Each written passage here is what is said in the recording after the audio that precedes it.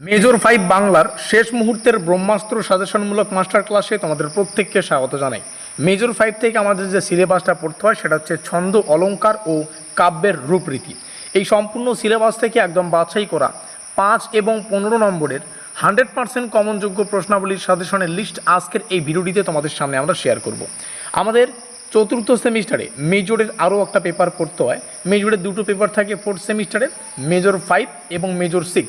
আজকে আমরা মেজর 5 আলোচনা করছি, তারপরে আমরা মেজর 6 যে পেপারটা সেখানে প্রবেশ করব। এবং দুটো পেপার থেকে সাজেশনমূলক ক্লাসগুলো আলোচনা করা হয়ে যাওয়ার পরে এই সাজেশনগুলোর যে পিডিএফ হবে সেই পিডিএফগুলো কিন্তু আমরা আমাদের হোয়াটসঅ্যাপ গ্রুপে পাবলিশ করব। তো তোমরা চাইলে এই সাজেশনমূলক ক্লাসগুলোর পিডিএফ একদম ফ্রিতে ডাউনলোড করতে পারবে। তো তার জন্য তোমাদের ডেসক্রিপশন বক্সে থাকা লিঙ্কে ক্লিক করে আমাদের হোয়াটসঅ্যাপ গ্রুপে যুক্ত হতে হবে, এটা কিন্তু বাধ্যতামূলক। তো তার পাশাপাশি তোমরা যদি মেজর 5 এবং মেজর 6 এই দুটো পেপারেরই এই মুহূর্তে আমাদের সাথে যোগাযোগ করে নোটপত্র সংগ্রহ করো, বা যতটুকু সময় বাকি রয়েছে কেউ যদি পরিশ্রম করতে রাজি থাকো, আমি বলবো আমাদের নোটপত্র নিয়ে পড়ো, দেখবে সুন্দর একটা স্কোর তৈরি করে এই সেমিস্টারটা শেষ করতে পারছো। নোটপত্র সংগ্রহ করার জন্য আমাদের যে অফিসিয়াল যোগাযোগ নম্বর 7384041536 এই নম্বরে যোগাযোগ করো। মাত্র 700 টাকার বিনিময়ে, এটা কিন্তু লিমিটেড অফার, ঠিক আছে? মাত্র 700 টাকার বিনিময়ে এখন কিন্তু মেজর 5 এবং মেজর 6 দুটো পেপার থেকে যা যা পড়তে হবে একদম 1 নম্বরের কোশ্চেন, 5 নম্বরের কোশ্চেন, 15 নম্বরের কোশ্চেন এবং এগুলোর উত্তর সহকারে কিন্তু নোটপত্র সংগ্রহ করতে পারবে মাত্র 700 টাকার বিনিময়ে। মেজর 5 এবং মেজর 6 দুটোই পাবে। তো যাই হোক, সাজেশনমূলক ক্লাসটা শুরু করছি। আমি বাংলার প্রত্যেকটা ক্লাসে জাস্ট একটা কথাই তোমাদের বলবো, যারা সেমিস্টারের শুরু থেকে ভালো করে পরিশ্রম করেছো, কনসেপচুয়াল পড়েছো, তারাই কিন্তু ভালো স্কোর করতে পারবে। কারণ বাংলা কিন্তু কনসেপচুয়াল পড়ার একটা বিষয়। এখানে সাজেশন কিন্তু একদম টুক করে লেগে গেল না হলে কিন্তু অসুবিধা। যার কারণে আমি বলবো, যারা সেমিস্টার জুড়ে পড়েছো, যারা আমাদের নোটপত্র নিয়ে পড়েছো, তোমাদের সাজেশন ফলো করার কোনো প্রয়োজন নেই। তবে যারা পুরো সেমিস্টারে কোনো কিছু পড়োনি, ঠিক আছে, পাস করার জন্য চিন্তা ভাবনা করছো, সিলেবাস কী, কোশ্চেন প্যাটার্ন কী, কোনো কিছু জানো না, আমি তোমাদের বলবো তোমাদের জন্য একদম লিমিটেড সাজেশন তৈরি করা রয়েছে। আজকের এই ভিডিওটিতে আমরা 5-এরও কোশ্চেন আলোচনা করব, আবার 15 নম্বরেরও কোশ্চেন আলোচনা করব। 5-এর কোশ্চেন থাকবে মাত্র 10খানা, আর 15 নম্বরের কোশ্চেন থাকবে সম্ভবত 10খানা। তো টোটাল এই লিমিটেড সাজেশন তোমাদের জন্য শেয়ার করছি। প্রথম কোশ্চেন, ছন্দ কাকে বলে? বাংলা ছন্দের উপাদান সমূহ, কলাবৃত্ত ছন্দের বৈশিষ্ট্য, দলবৃত্ত ও মিশ্রবৃত্ত ছন্দের পরিচয়, পয়ার ছন্দের গঠন রীতি, গদ্য ছন্দের বৈশিষ্ট্য, উপমা অলঙ্কারের সংজ্ঞা ও বৈশিষ্ট্য, রূপক অলঙ্কারের সংজ্ঞা ও বৈশিষ্ট্য, অনুপ্রাস অলঙ্কারের পরিচয়, উৎপ্রেক্ষা অলঙ্কার কি, সনেটের গঠন রীতি ও বৈশিষ্ট্যগুলো আলোচনা করো।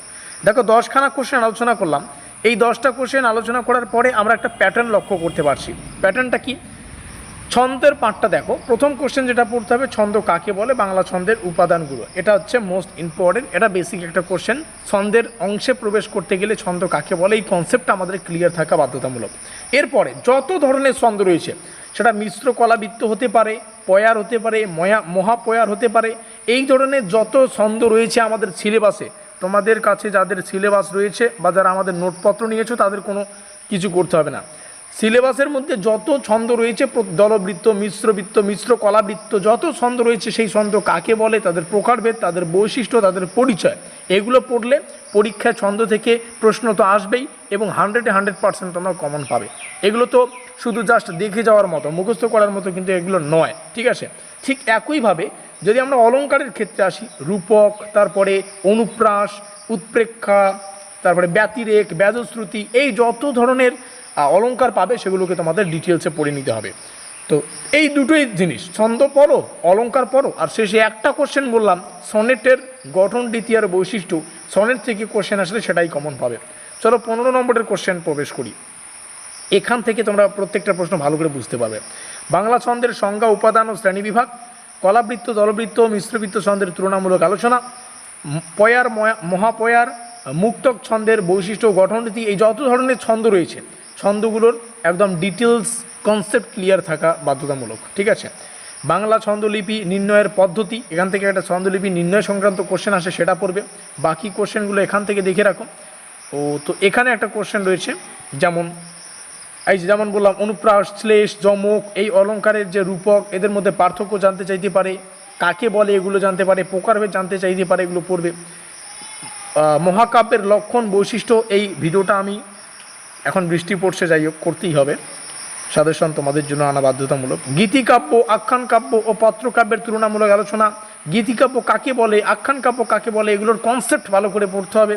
এবং শেষ একটা কোশ্চেন, সনেটের উৎপত্তি, গঠন রীতি, বৈশিষ্ট্য, বাংলা সাহিত্যের বিকাশ। আমি 15 নম্বরের জন্য 10খানা কোশ্চেন বললাম, 10 নম্বরের জন্য 10খানা কোশ্চেন বললাম। এখানে থাকা প্রত্যেকটা প্রশ্ন মোস্ট ইম্পর্টেন্ট। আর আবারও বলবো, যারা সেমিস্টারের শুরু থেকে পড়েছো তোমাদের সাজেশন ফলো করার কোনো প্রয়োজন নেই, কিংবা এই সাজেশনটা এমনভাবে ধরে নিতে পারো যে এখানে যে কোশ্চেনগুলো আছে এগুলোকে একটু বেশি জোর দিয়ে পড়বে, জাস্ট এতটুকুই, ঠিক আছে? কারণ বাংলার জন্য এই 10টা প্রশ্ন পড়েই যে 100% কমন পাবো সেটার গ্যারান্টি দেওয়া কিন্তু যায় না। যারা নোটপত্র নিয়েছো আমি 100% গ্যারান্টি দিতে পারবো আমাদের নোটপত্র থেকে তোমরা পরীক্ষায় প্রত্যেকটা প্রশ্ন হুবহু কমন পাবে। আর যারা নোটপত্র সংগ্রহ করোনি তোমাদের বলবো যতটুকু সময় বাকি রয়েছে যদি একটু পরিশ্রম করতে রাজি থাকো তাহলে কিন্তু অবশ্যই আমাদের এই নম্বরে যোগাযোগ করে নোটপত্রগুলো সংগ্রহ করে নেবে। দেখা হচ্ছে আমাদের পরবর্তী ক্লাসে।